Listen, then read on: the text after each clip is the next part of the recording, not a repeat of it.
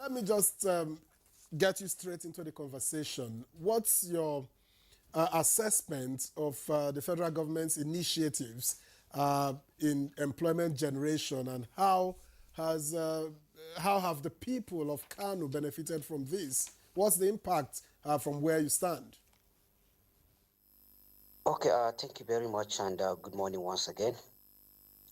Generally, if we're talking about entrepreneurship entrepreneurship, um, activities in Kano State, the general assessment with regards to the effort of the federal government put in place. I think a lot of efforts are in place, and generally, I think there are many other avenues that I feel the federal government need to improve, especially looking at the population of Kano State. If you quantify the effort per head, you'll be able to realize that federal government need to do more, especially considering the population of Kano people. So I think on this I feel the federal government need to do more with regards to the effort in creating job, especially we have a large number of youth if you look at the population of Kano State. So I feel while government is doing a lot, but it needs to work off and do more, especially in consideration of the beneficiaries per capita. So this is just my general assessment with regards to um, job creation in Kano State. Okay, Ismail Aliu Maraya, you're the chairman strategic committee for the revival of 16 entrepreneurship institutes, and we know Kano has an entrepreneurship history, just like the Igbos have, where there's job creation, people come and train under somebody, and then they become, owners of business themselves. So how is that, progressing in Kano? Because we know it's a tradition in Kano that you can create job and bring people on board into your business, and most of them have gone out to become multimillionaires. So how can you build on that? Because people say we cannot continue to depend on the federal government. What are the subnationals doing in that aspect? Okay, thank you very much. Since the coming of this administration of Alhaji Abakabri Yusuf, efforts were put in place to ensure the revival of this entrepreneurship institute.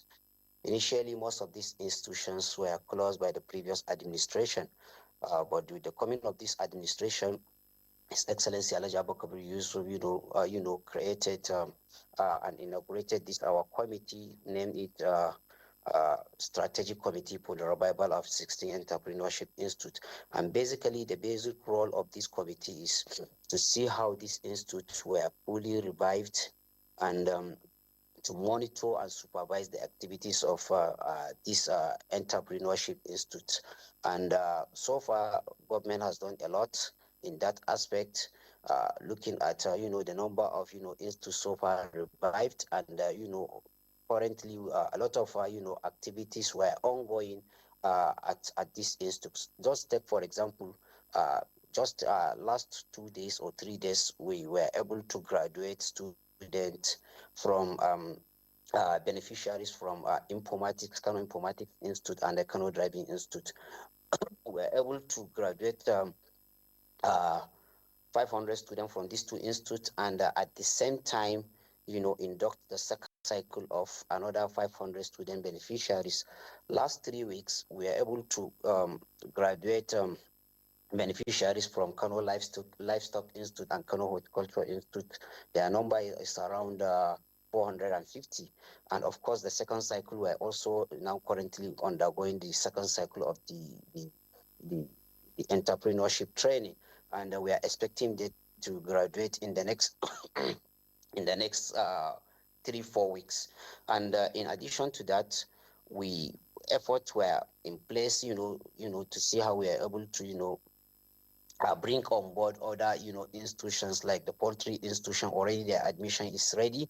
We're just trying to see how we can able to open it with we are targeting like 600 females that will be trained on poultry related enterprise.